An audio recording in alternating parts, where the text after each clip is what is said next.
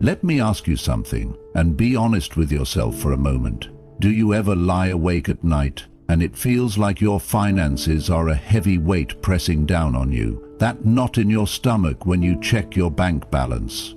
The constant worry about bills, about the future, about whether you're ever going to truly feel financially secure. If that resonates with you, you are absolutely not alone. In today's world, financial stress is almost normalized. We're bombarded with messages telling us to buy more, achieve more, earn more, and it's exhausting. It's like being on a hamster wheel, constantly chasing something that always seems just out of reach. And that constant chase, it breeds anxiety, sleepless nights, and a deep sense of unease. But what if I told you there's a different way? What if you could find a sense of calm and control, even amidst the financial storms of life? That's exactly what we're diving into today.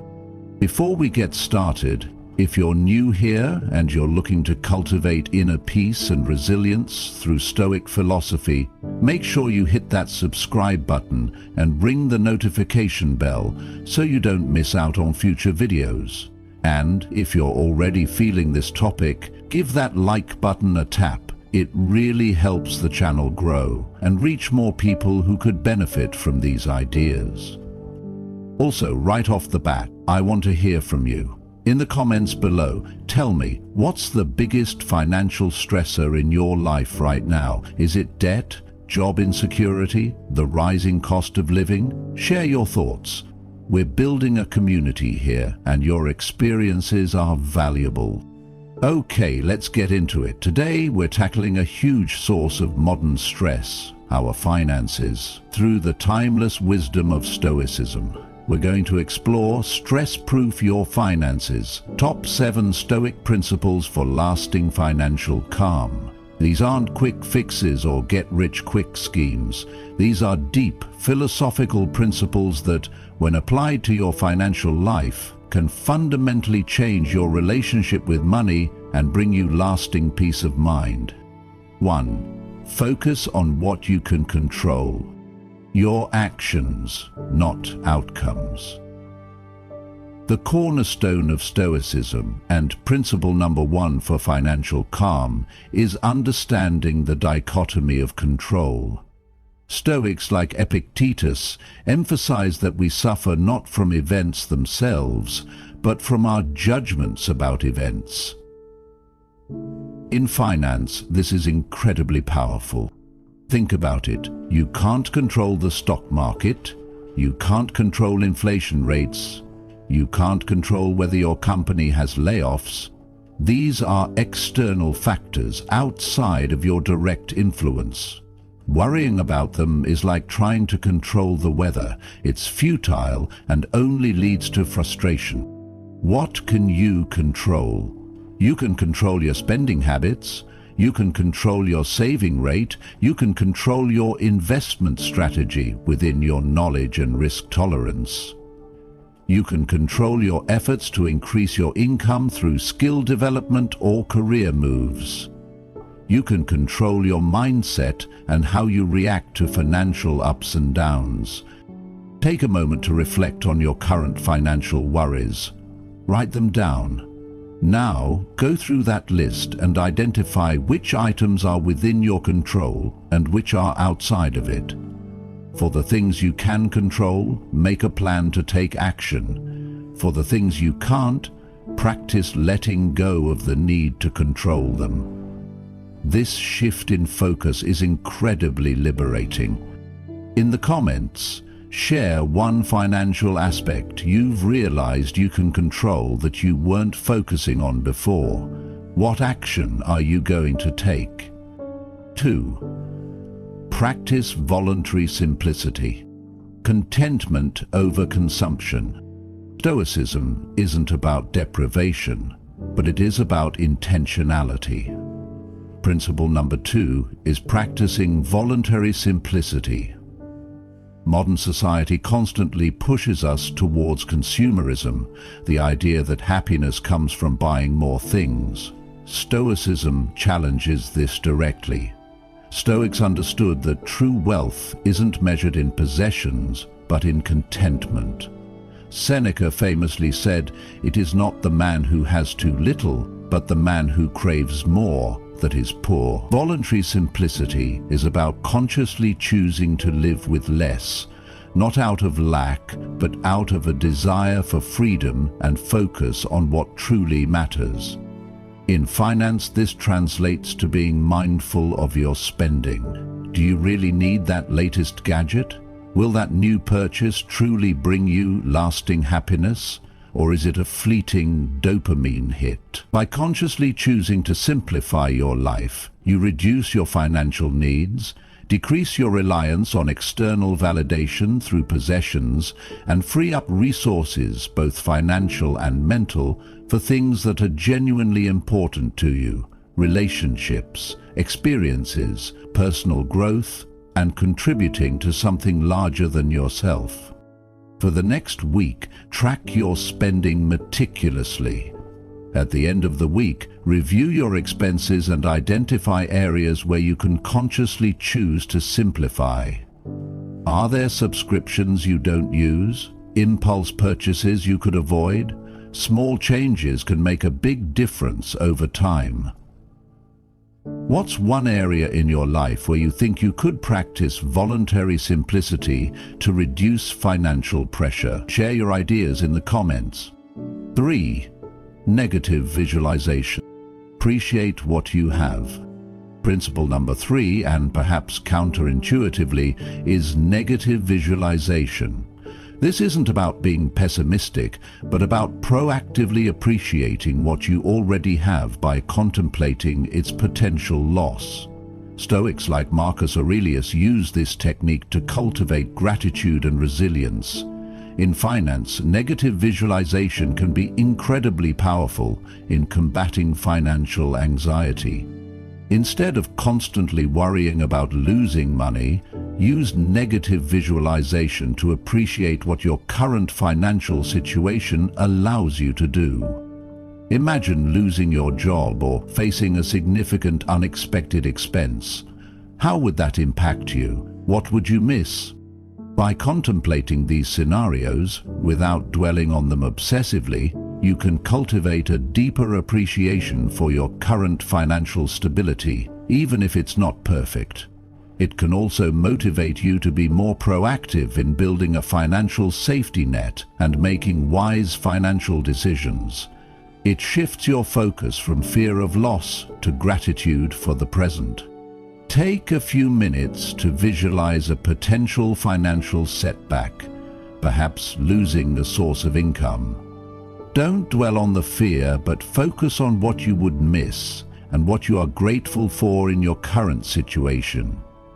Use this exercise to fuel your motivation to be financially responsible and appreciate what you have.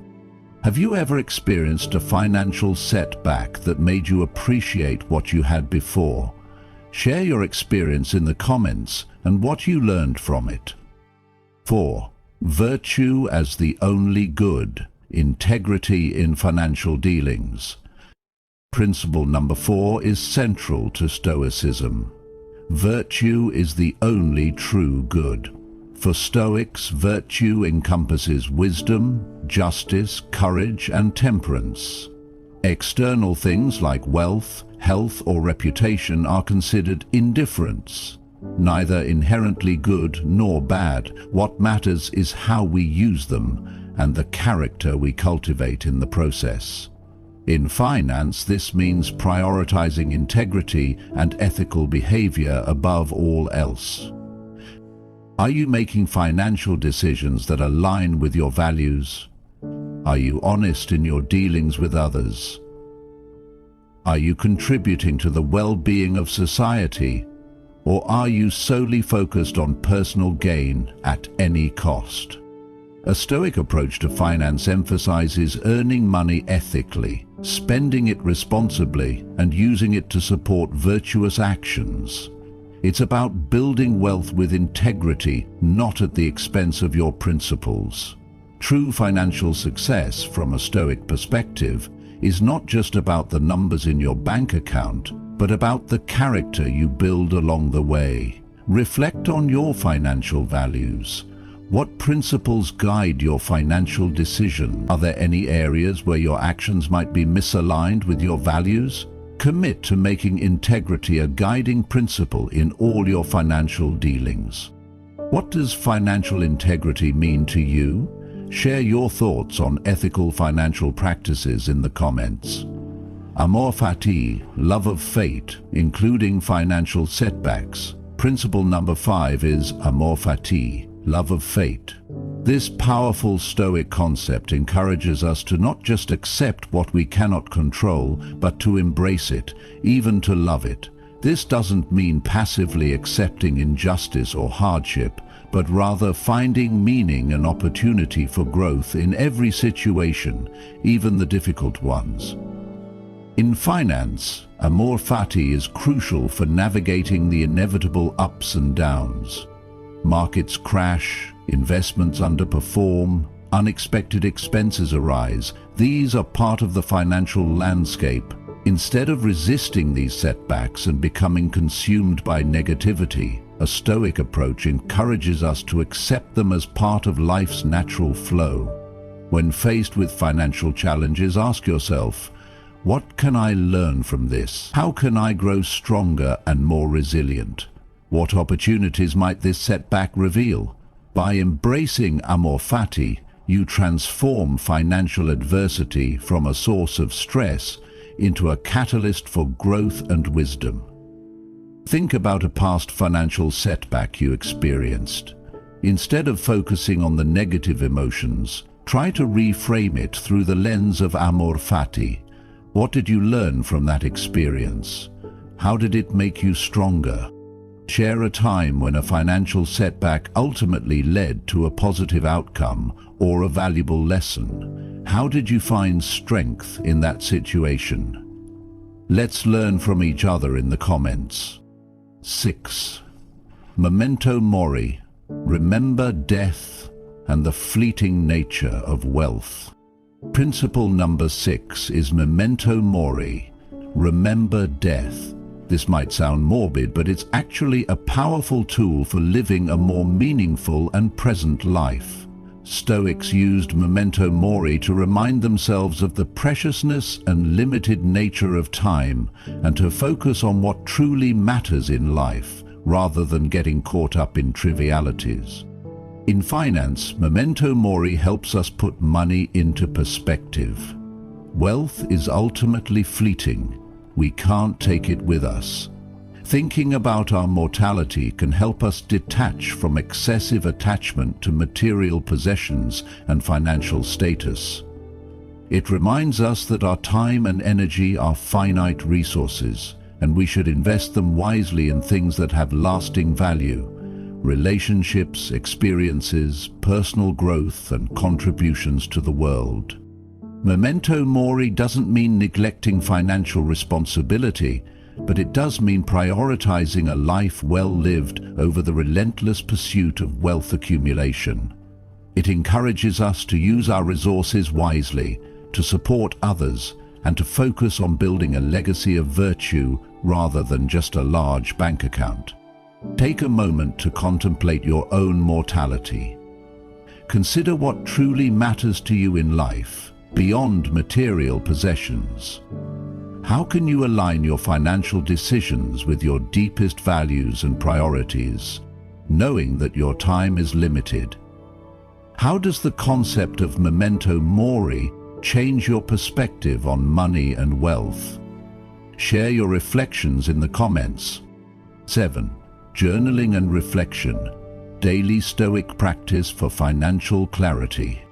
Principle number 7 is the practical application of Stoic philosophy through journaling and reflection. Stoics like Marcus Aurelius kept journals to examine their thoughts, actions, and progress in living virtuously. This practice is incredibly valuable for cultivating self-awareness and making conscious choices in all areas of life, including finance. In finance, daily journaling can help you track your spending habits, analyze your financial decisions, and identify patterns of behavior that might be contributing to financial stress. It's a space to reflect on your financial goals, your values, and how well your actions are aligned with them. By regularly reflecting on your financial life through a Stoic lens, you can identify areas for improvement, reinforce positive habits, and cultivate a more mindful and intentional approach to money. It's a powerful tool for building long-term financial calm and resilience. Start a financial journal. Each day, take a few minutes to reflect on your financial actions, thoughts, and feelings. What did you spend money on? Were your spending decisions aligned with your values? What financial worries are on your mind? What steps can you take to apply Stoic principles to your financial life? Do you currently journal? If so, how has it helped you in any area of your life? Are you willing to try financial journaling based on these Stoic principles? Let me know in the comments.